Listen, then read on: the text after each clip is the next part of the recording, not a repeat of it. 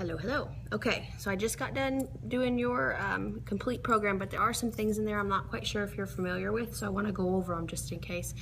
I lied to you in that message. I said 3 days a week. I did bump it to 4 days a week because I think it's appropriate. I saw the 10 pounds by July 4th-ish, so I'm going to bump it up. Intensity is going to be kind of high, but this is what we're going to have to do to get some changes. So our traditional warm-up: baby rocks, neck nods, hip flexor stretches. There are different phases of stretches, and I really want you to change up the way that maybe you're doing hip flexor stretches. So it's a 3-phase stretch. So you'll get into the traditional stance, making sure that everything is lined up, and in the back our toe is down to begin with. You're going to fully tuck under and hold here for 30 seconds, focusing on breath in, breath out. After 30 seconds, you can release the butt, tuck the toe, and then engage again. So you're just gonna get a little bit deeper, okay? Now, what you're gonna do after 30 seconds of that hold, you can keep that foot tucked under, keep the tail tucked. You're gonna reach up, lean, and turn. And you're gonna expose just a little bit different of a hip flexor on that one. 30 seconds in each position, focusing on breathing. So you'll repeat and go to the other side.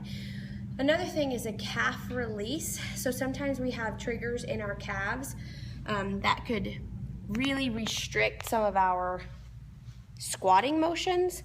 So if you do not have a lacrosse ball, so your lacrosse ball would look like this, and you would sit down on the ground, lift up a pant leg if you're working there, you're gonna put a lacrosse ball underneath your calf, and then you can brace your body up so you can slide, and then slide all around on that ball until you find a spot that is tender, and then you'd sit down on it all the way. Just relax and sit down on it. Hold that for 2 minutes. After 2 minutes, what you're gonna do is kind of pull away from the ball just a little bit, put it more distal, just a tiny bit, and then you're gonna pull and push 10 times. Pull and push. Now, if you do not have a lacrosse ball, you could do this with a handle of a kettlebell. You have to lift and kind of move around until you can find that spot, and then do the same exact thing. Okay, so calf static releases, and then moving that foot around is active release. And then just do a traditional calf stretch. And you could do that in the downward facing dog position. And so that's gonna be, sorry if that moved around too much. You'll go down into downward facing dog, stretch out, soft knees, and walk out and push. You're gonna get to the calves, and then you can lock and drop and move those calves around, and just to get a really good stretch. Any calf stretch that you've known from the past you can do. Very important. Bent leg scissor kicks is another one I want you to do. So you'll lie on your back, you'll push the foot, pull the toe, and switch. 5 to 10 on each side, and then rotate the feet and rotate from the hip. Do those as needed, as much as you need. The other one you're gonna be doing is a quad T-spine reach and rotation. So you're in a quadristance position. You're going to breathe in and reach through, and breathe out, opening way up. Always look at that hand, let it all out, and then repeat. Reach through, breath in, breath out, focusing on the big push of air out and a big stretch. 5 of those on each side, long, and then 5 shorts. So you'll place the hand on the head. Don't pull the head, just lead with the elbow. Touch elbow to elbow, elbow to elbow, and then up. Just a bigger stretch. So 5 longs, 5 shorts. Then you're gonna go into cross crawls with taps. So make sure that you can see what I'm doing on the floor here. All right, so cross crawls with taps. I'm in a quadruped position, and I'm just gonna 1, 2, 3. I'll turn a little bit so you can see.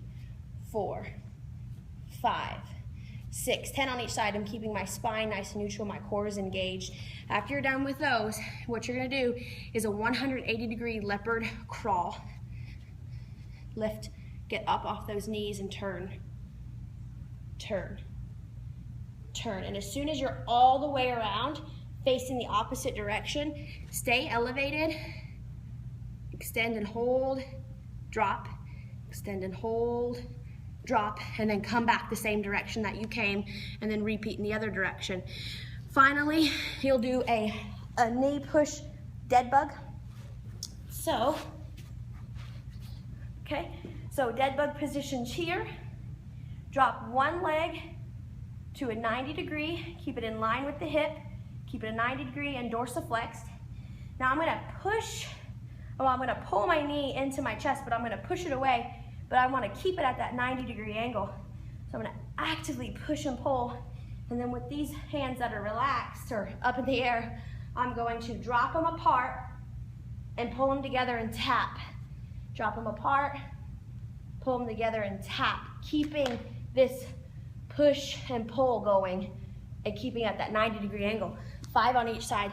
And you could repeat those taps, the cross crawl taps, the 180 degree leopard crawl with the elevated bird dog, and those dead bugs for up to 3 rounds. It's a phenomenal warm up.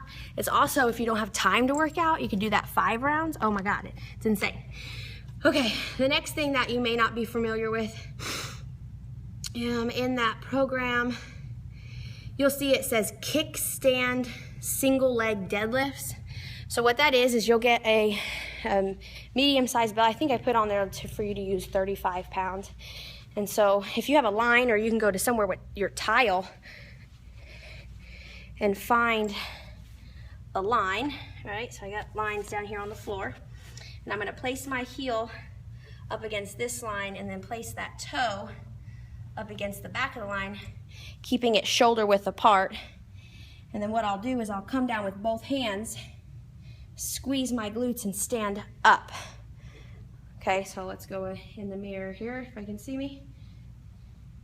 So toe is up in the back, soft knees, bending over with both hands. I'm holding the phone and coming back down so you can see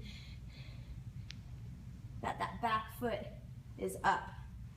So I'll change feet here. So heel of one, toe up, oh, can't see, sorry. Toe up, leaning over, keeping a flat neutral back, picking up the bell, standing up, and squeezing and fully locking out those hips.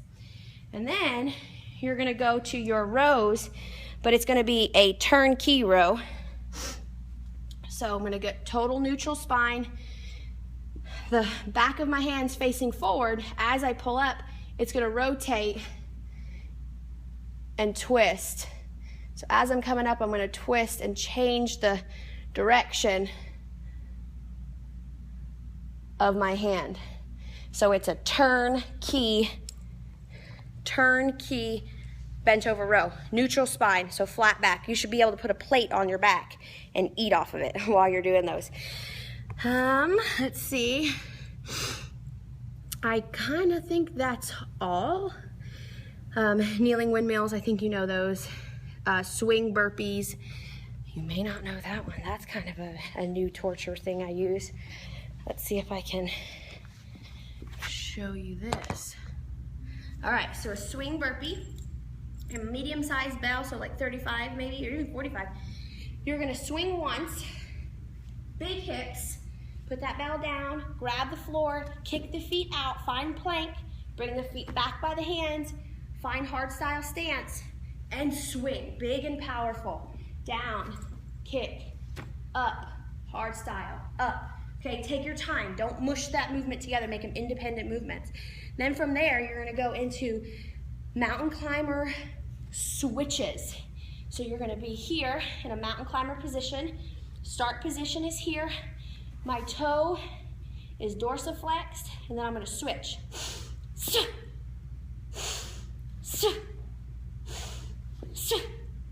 And just switch, holding that top position with that knee into my chest at least 2 seconds, and then switching, holding that toe towards my nose, switching, never letting that front foot touch the floor.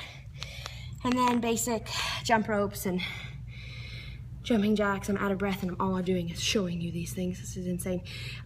This should build up your lean muscle mass. It should also strip the fat off of you along with your good eating plan.